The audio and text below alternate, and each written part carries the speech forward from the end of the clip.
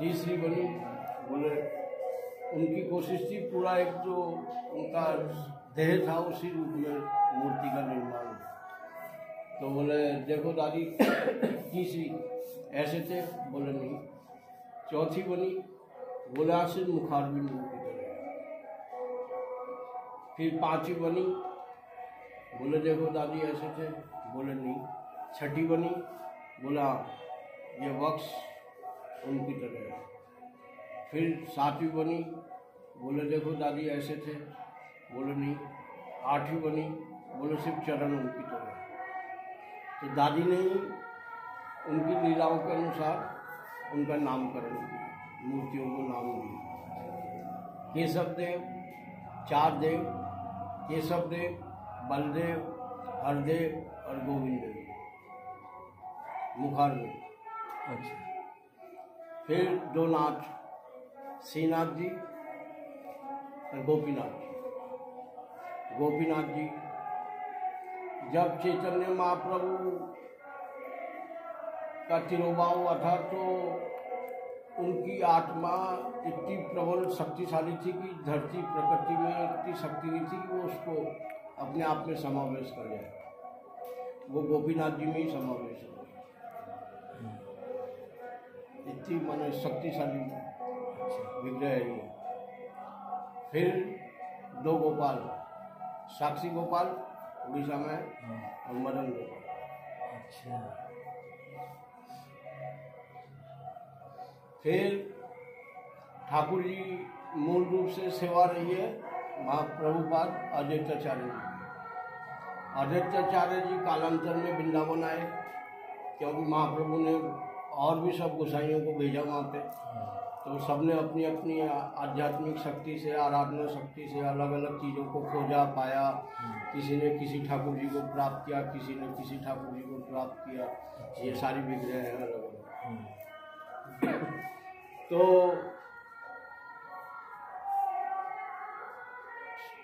अद्वैताचार्य जी वृंदावन से चले गए, ठाकुर जी वहीं रह गए वृंदावन में, क्योंकि लीला स्थली उनकी यही थी।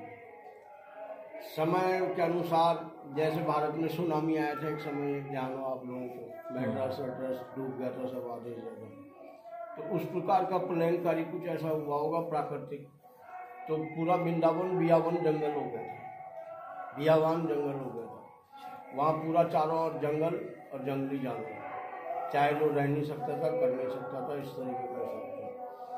चैतन्य महाप्रभु का प्रादुर्भाव हो चुका था बंगाल में। बंगाल से नीलांचल जगन्नाथपुरी में आ गए। उनकी माँ का आदेश था कि तुम नीलांचल छोड़ के कहीं नहीं जाओगे। उनकी पत्नी भी सहमति दे चुकी थी कि सन्यासी लो। तो जब नीलांचल वो छोड़ के नहीं जा सकते तो उसी काल में रूप गोस्वामी जी और सनातन गोस्वामी जी सब कुछ त्याग कर अपना राजपाट, वो तो बड़े भारी स्कॉलर थे, विद्वान थे, रॉयल फैमिली के थे, मंत्री वो सब थे उस समय बंगाल में। तो इन दोनों भाइयों ने अपना सब कुछ त्याग कर, बांट कर और गौरांग महाप्रभु के पास दीक्षा लिया जगन्नाथ। उन्होंने उनको दीक्षा दे करके आदेश दिया कि आप दोनों वृंदावन जाओ, वहाँ साधना करो और अपनी आध्यात्मिक शक्ति के बल पे हरि नाम का प्रचार प्रसार करो, दुनिया को जोड़ो इससे। तो उन्होंने वो किया, अपना शुरू करना किया। 24 घंटे में 20 घंटा 22 घंटा अश्रुपूरे हरिनाम, आँखों में आंसू, और उस वेदना में हरि की स्मृति में हरि को पाने के लिए लालायित रहते थे, भक्ति में डूबे रहते थे। जो मिलता वो फल फूल खा पी लेते, पर्ण कुटिया बना करके रहते थे। तो सनातन गोस्वामी जी रोजाना परिकरी के लिए जाते थे गांव में, 10-5 परिवार थे। तो परिकरी का सिद्धांत शायद आप लोग जानते ही होंगे कि 5 परिवार से ज़्यादा जाकर कह नहीं सकता एक टाइम में। तो ऐसे ही पुरुषोत्तम चौबे का मकान था वहाँ पर। अच्छा। तो चौबे जी के घर पे भी वो परिकरी के लिए जाते थे। तो उन्होंने देखा वहाँ ठाकुर जी उनके बच्चे के साथ खेल रहे। अच्छा। हाँ, उसके साथ ही थाली में बैठ के खाना खाते और उसके साथ ही अभिन्न अंग की तरह खेलते कूदते रहते। तो बच्चा गंदा संदा रहता था, तो वो रोज बैठे बैठे निहारते रहते ठाकुर जी को। तो एक दिन उनसे रहा नहीं गया, तो ठाकुर जी के लिए चौवन जी को कहा, बोले मैया देख तेरा लाला कितना गंदा रहता है और ये ठाकुर जी के साथ खा रहा है, खेल रहा है। बोले हम क्या करें, ये यहाँ के बिना ना रहे, ये यहाँ के बिना ना रहे, चाहे कैसे भी रहे, ठाकुर जी आए छोड़े ही ना आए। चलो भाई, अपना वो नियमित आते जाते रहे। तो एक दिन उनसे रहा नहीं गया, फिर चौवन जी को कहा मैया ठाकुर जी मोह दे रहे, मैं सेवा करूँ। तो बोले उन्होंने डांट दिया, बोलो वाह वाह वाह, ये तो हमारे इष्ट है, हमारे घर के सदस्य हैं, जाए दे देंगे, चले जाएंगे तो हमारे पास क्या है फिर, या इनके बिना हम रह ही नहीं सकते। वो चले गए, उदास हो गए, खूब रोए धोए सब किया। रात को ठाकुर जी ने चौबे जी को स्वप्न दिया कि मैं तुम्हारी सेवा से संतुष्ट हूँ और अब मैं यहाँ नहीं रहना चाहता, ये जो सन्यासी आते हैं मैं इनके साथ जाना चाहता हूँ, इसके साथ हूँ। तो वो चौबे जी सुबह उठे, उन्होंने गांव के बड़े बुजुर्गों से चर्चा की, बात की। क्या है, जो इन चीज़ों को रहस्य को समझता है, ठाकुर जी माने अपनी इस देह में, क्योंकि ये शरीर तो अपने आप में गंदा है, गंदगी से भरा हुआ है। तो बड़े बड़े ऋषि मुनि सुनते हैं अपन 1000 साल तपस्या की, फलाना किया, उन्होंने एडी से चोटी का जोड़ लगा दिया, फिर भी उनको दर्शन होना, ये सब होना बड़ा असंभव मुश्किल रहा है।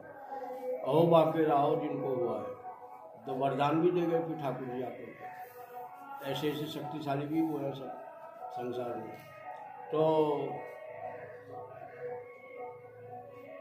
ठाकुर जी को ले गए सनातन गोस्वामी जी, चल दिए इनके साथ। ठाकुर जी में कह रहा था संकेत देते हैं, संकेत देते हैं अपने, जिससे भी ठाकुर जी का लगाव हो जाता है फिर उसको वो संकेत देते हैं। मैं जैसे दिन रात ठाकुर जी की सेवा में रहता हूँ, जैसे आप लोगों का सन्यासी जीवन है, मेरा भी एक प्रकार से अघोषित सन्यासी हूँ मैं। बीवी बच्चे सब अलग हैं, वकालत करता था हाईकोर्ट में, सब बंद कर दिया, सब छोड़ दिया। आज 18-20 साल हो गए। मेरी माँ की शिक्षा दीक्षा यही थी, वो मेरे पीछे पड़ी रहती थी, छोड़ छोड़ छोड़, चाहे चटनी रोटी मिले, सूखी रोटी मिले, वही ठाकुर जी को भोग लगा, वही खा, उसी से ही तेरा जीवन है, सब कुछ है, देखना एक दिन ठाकुर जी की बड़ी कृपा होगी। ये मेरी माँ ऐसे ऐसे मुझे कहती रहती थी। तो वो बातें मेरे दिमाग में बैठ गई, घर कर गई कि समय निर्माण करता है, भविष्य का निर्माण समय करता है।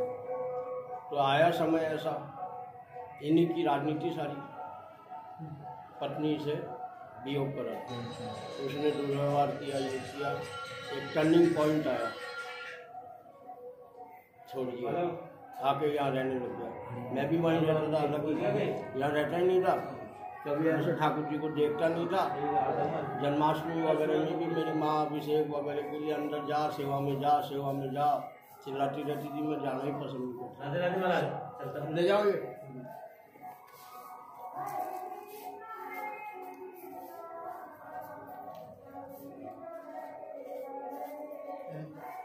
तो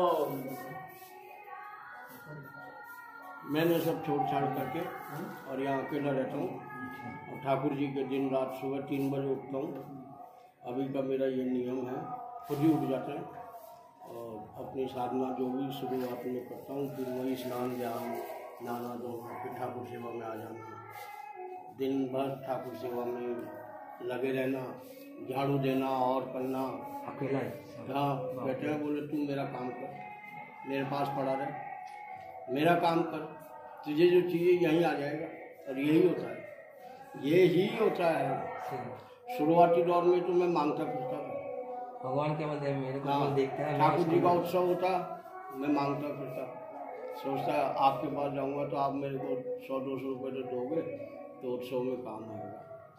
आपने निकाल के मेरे को 10 रुपये दिए, इसका उल्टा एक वकालत के समय जब मैं पीक पे था, मेरी वकालत, कोई क्लाइंट मेरे को 100 रुपये देता, मैं हाथ नहीं लगाता, मुंशी को या जूनियर को इसको देता, उससे ही दिला देता, मैं हाथ ही नहीं लगाता मेरे सिद्धांत के खिलाफ। इस तरीके का रवैया था। आपने मेरे को 10 रुपये दे दिए, मैं देखता हूँ मेरे आंसू आ जाते, मैंने क्या दिया, क्या हुआ, क्या आशा की थी मैं इस आदमी को, तो क्या समझता हूँ, इसने जैसे भिखारी को 10 रुपये देते हैं चिढ़ करके दिए, मैं सब समझ रहा भावभंगिमा से। मैं मेरी माँ के पास दुख करता, ये करता, मेरी माँ मुझे साहस देती, मनोबल देती, बोले नहीं कुछ खुद के लिए थोड़ा ही मांग रहा है, खुद के लिए थोड़ा ही जाता है, तेरे को तो लायक बना रखा है ठाकुर जी ने, ये तो काला कोट पहन के जाए तो रोज तो 1000-2000 रुपये कमा के लाएगा, लेकिन ये तेरी परीक्षा का दौर है, इन बातों से विचलित मत हो बेटा, पुजारी ही पूजाता है ठाकुर। ये समय एक दिन देखना सब निकल जाएगा, धीरे धीरे चलता रहा, व्यवस्थाएं बदलती चली। कहते हैं पढ़ा रहे, मेरे पास पढ़ा रहे, मेरा काम कर और कुछ नहीं, जो चाहिए तेरे को सब यही आ जाएगा।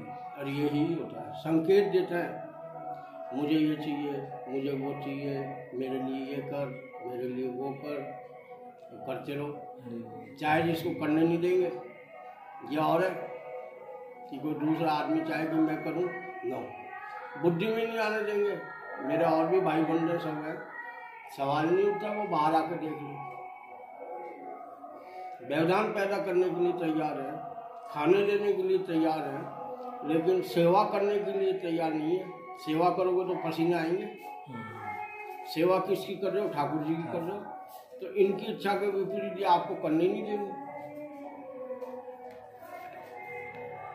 यह है भक्ति का एक संकेत।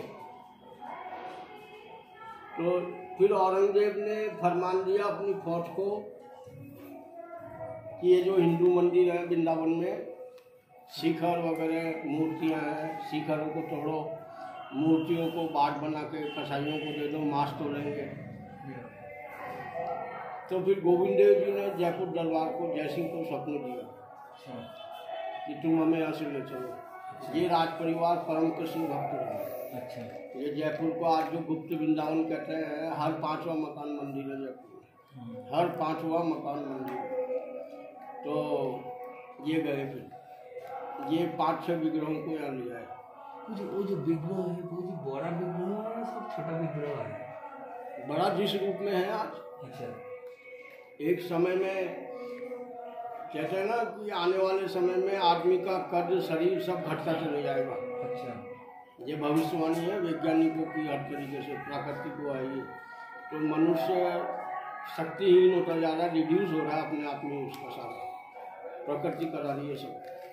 तो उस जमाने में इतने लंबे चौड़े ये सब थे कि बोले ठाकुर जियों को झोली में लेके घूमते थे। हाँ, अपन तो जब भी खाली हाथ ही घूम जाते हैं, बाजार में आ गए, आप भी आप घूम रहे हो, ये कर रहे हो, लेकिन जो परम भक्त जो होते हैं, बड़े उत्सव होते हैं, यहाँ पे मैं देखता हूँ अपने साथ अपने लड्डू गोपाल जी को भी लिए घूमते, यहाँ ले जाते हैं, ठाकुर जी के पास विराजमान कर, ये सिंहासन भर जाता है लड्डू गोपालों से। ये आलम है। तो एक भक्ति भावना ये भी है, एक भक्ति भावना है, आपको खाली हाथ घूम रहा है, आ रहा है आदमी, भजन कीर्तन में बैठा, ये किया वो किया, प्रसादी किया, खाया पिया, चल दिया। और एक है जो अपने घर से ठाकुर जी को लिए घूम रहे, कहीं कहीं भी आओ जाओ ठाकुर जी साथ में। प्रेम यह है अंतरात्मा का।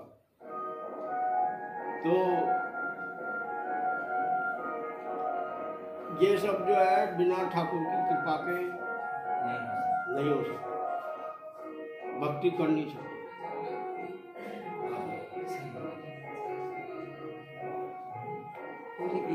राधा रानी है ललित